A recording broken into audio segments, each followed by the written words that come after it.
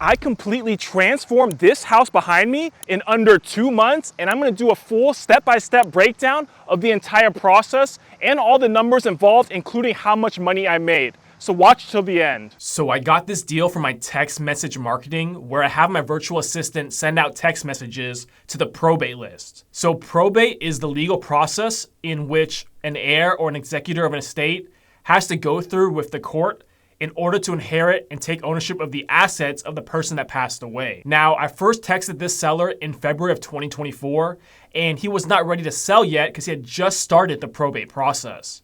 And it wasn't until September of 2024 when he was finally ready to sell. So I went to walk the property, and it was in a nice, desirable suburban neighborhood, but the house itself needed a full gut renovation.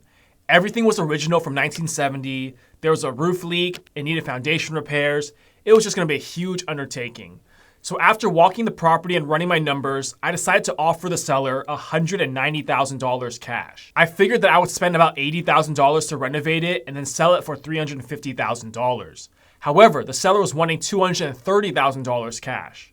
So after some back and forth negotiations, we finally agreed to meet halfway at $210,000. So we signed the contract and I turned it into the title company to start the process. Now, my original idea was just to buy the house, clean out the trash, and list it as is back on the market for $240,000. I didn't really want to get myself tied up in a multi-month rehab on a full gut renovation. So all I needed to fund the deal was just the $210,000 to close and a few $1,000s to clean up the house. I reached out to one of my newer private lenders that I just started working with this past year, and he offered to fund the deal at $220,000 for 2 points and 11% interest. So the title company finished clearing title and I closed on the property at the end of October of 2024. So this just shows the importance of following up with the seller, as I first talked to him in February of 2024, but we didn't close on the property until the end of October. So that was over 8 months of follow-up. So once I closed on the property, I spent $2,000 to clean out, do a deep clean, junk removal, and take professional photos of the home. I then listed it on the market as is for $260,000. And it got a lot of traction. It got a lot of showings and a lot of families came to look at it. However, everyone said it was just too much work for them, although they loved the area and the neighborhood and the layout of the home. After a week, I dropped the price to $250,000, but it was still the same issue. Someone that's not a professional home remodeler will look at this house and feel overwhelmed by the amount of work it needs. I got an offer of $225,000, but that would basically leave me with a profit of like $5,000, so I turned it down.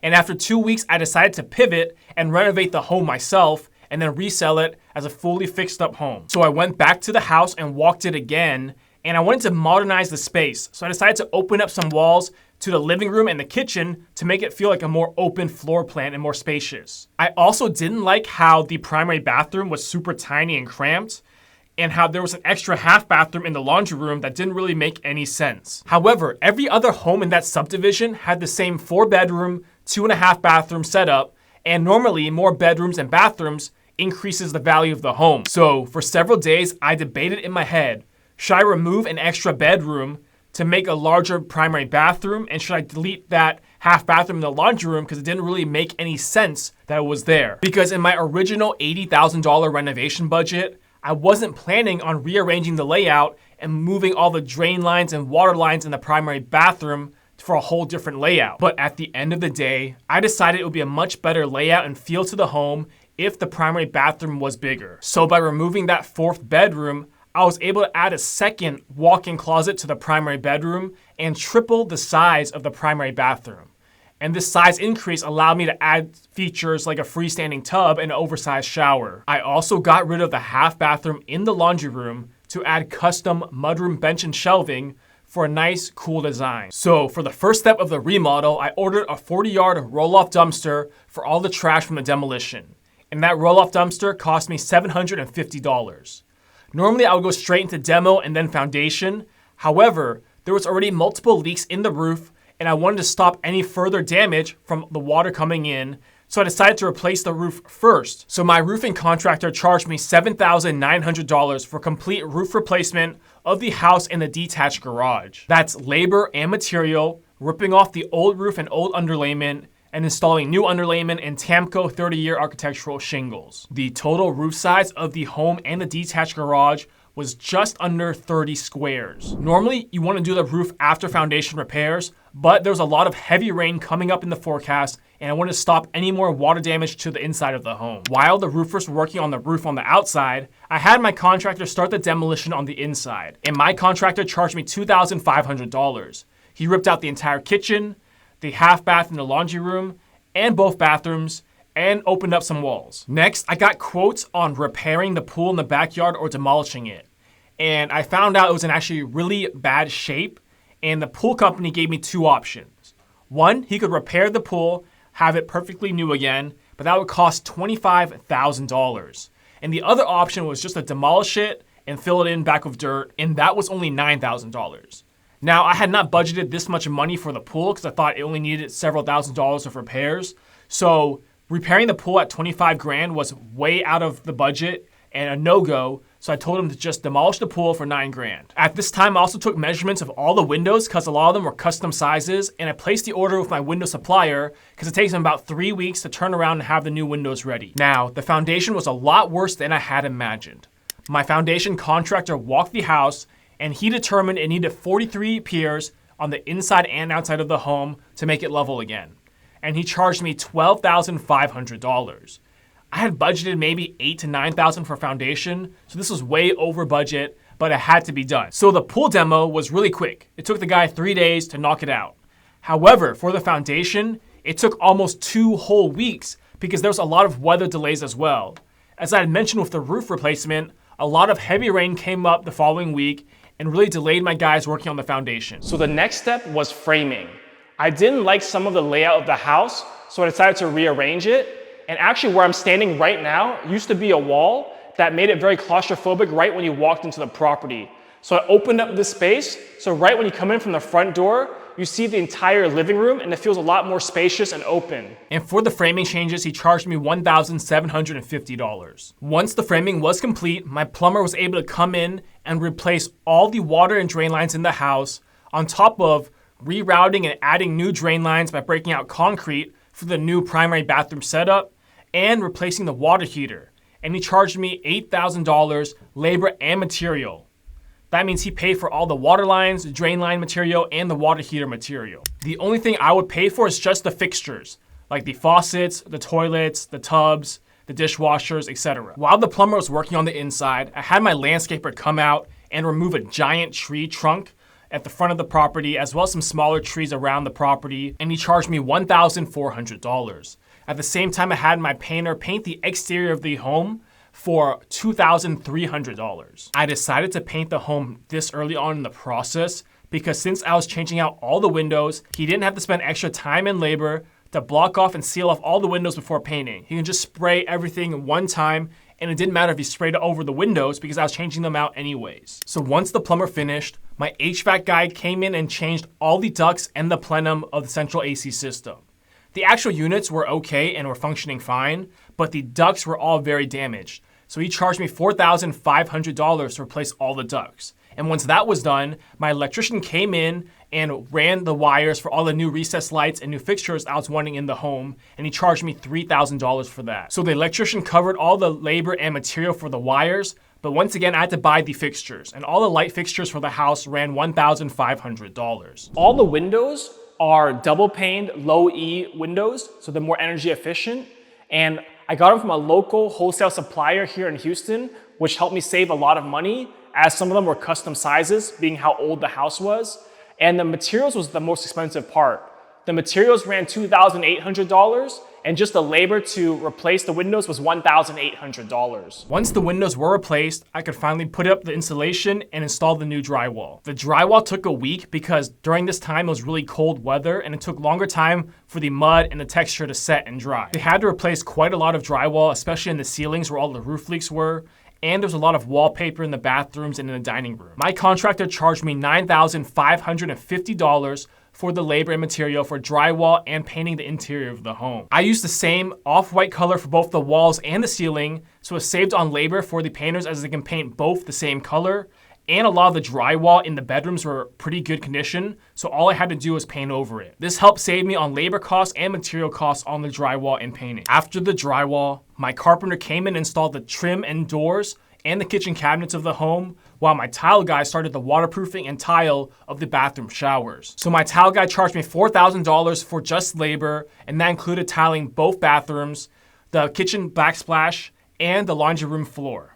And the material for all that ran just over $3,000. For the doors and trim and carpentry, my carpenter charged me $2,800 for just labor. The interior doors and trim ran just under $3,900. Now for cabinets, I buy ready to assemble prefab cabinets, and the entire box is made of real wood.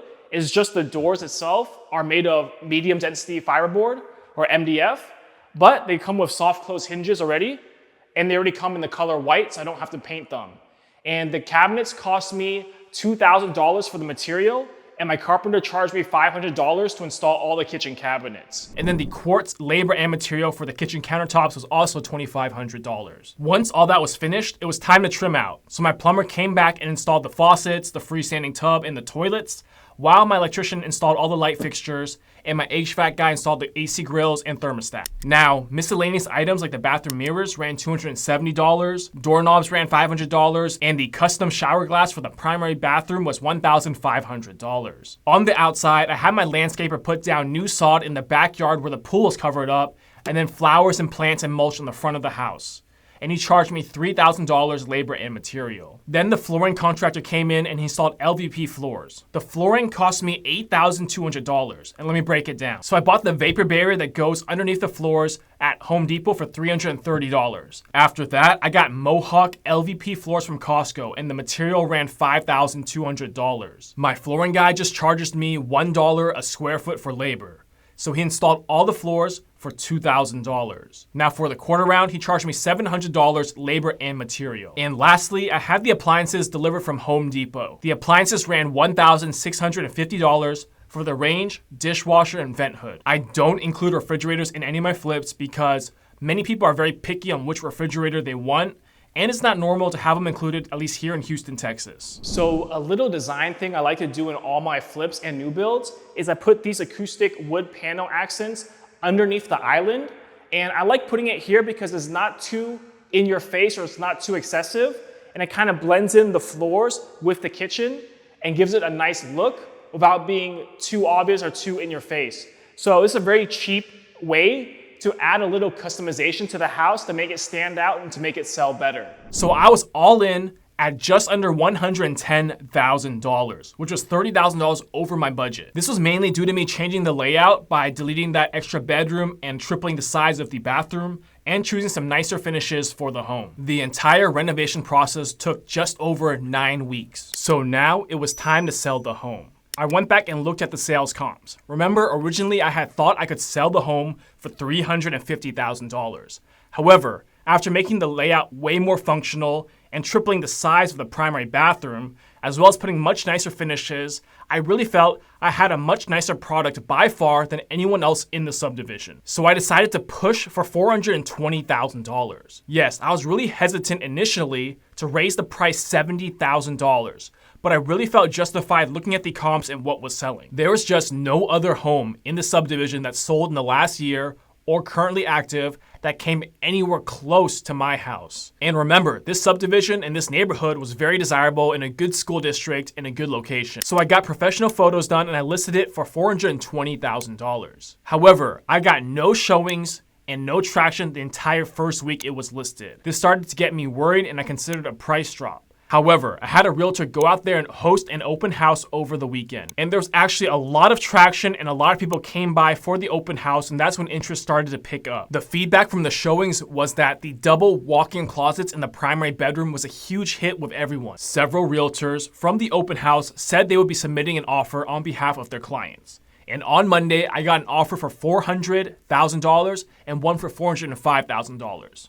However, now I was getting a lot of traction and a lot of showings for the home. So I decided to hold tight and just see what the next week would bring. After another week, I got an offer for the full asking price of $420,000. Of course, I accepted this offer. They did the third-party inspection and I spent about another $1,000 in minor repairs from the inspection report. So let's break down all the numbers on this deal and see what the final net profit was for this entire project. So I bought the home for $210,000.